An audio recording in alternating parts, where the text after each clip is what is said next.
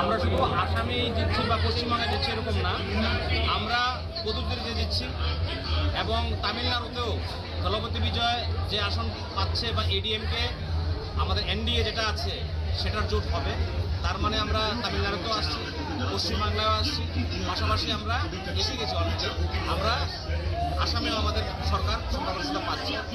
পশ্চিমবাংলার যে বিষয়টা, আমরাও সেখানে কাজে গেছি, কাজের সুসূত্রে পার্টি সেই সুযোগ করে দিয়েছে। তো এটা আমাদের প্রত্যাশিত ছিল। যেভাবে হিন্দু নির্যাতন পশ্চিমবাংলায় হয়েছে, তোষণের রাজনীতি হয়েছে, ললেসনেস ছিল, কারাপশান ছিল, পশ্চিমবাংলার মানুষ সেটা অনেক আগেই মনে মনে সিদ্ধান্ত নিয়েছে যে মমতা ব্যানার্জি সরকারকে উৎখাত করবে, এবং তারই বহিঃপ্রকাশ আজকে ভোটের মাধ্যমে আমরা দেখতে পাচ্ছি। আমি অবশ্যই ধন্যবাদ জানাবো ইলেকশন কমিশনকে। এত সুন্দর নির্বাচন পশ্চিমবঙ্গ বিগত দিনে দেখেনি। কোনো মার্ডার হয়নি, কোনো গুলি চলেনি, কোনো বোমাবাজি নেই, এবং ইলেকশন কমিশন যেভাবে নির্বাচন করিয়েছে তখনই আমরা অনুধাবন করতে পেরেছি যে হাইয়েস্ট টার্ন আউট মানুষের ছিল। যেভাবে মানুষ এসে ভোট দিয়েছে তাতে আমরা নিশ্চিন্ত হয়ে গিয়েছিলাম যে ভারতীয় জনতা পার্টির সরকার প্রতিষ্ঠিত হচ্ছে।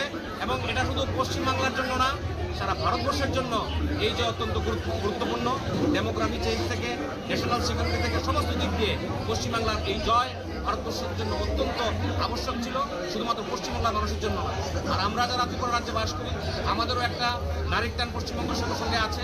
পশ্চিমবঙ্গের ভালো হলে আমরা খুশি হই, পশ্চিমবঙ্গের খারাপ হলে আমরা দুঃখিত হই, এবং আমরা তাদের ফলো করি।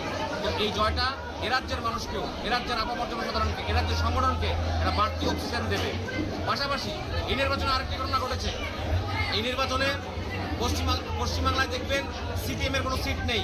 কেরল থেকে সিপিএম বিদায় নিয়েছে, সারা ভারতবর্ষ থেকে সিপিএম নিশ্চিন্ন হচ্ছে, এবং এ রাজ্যে যে টিম করে বাতি চলছে সিপিএমের, এই নির্বাচনের পরে এই বাতিও নিভে যাবে বলে আমাদের বিশ্বাস।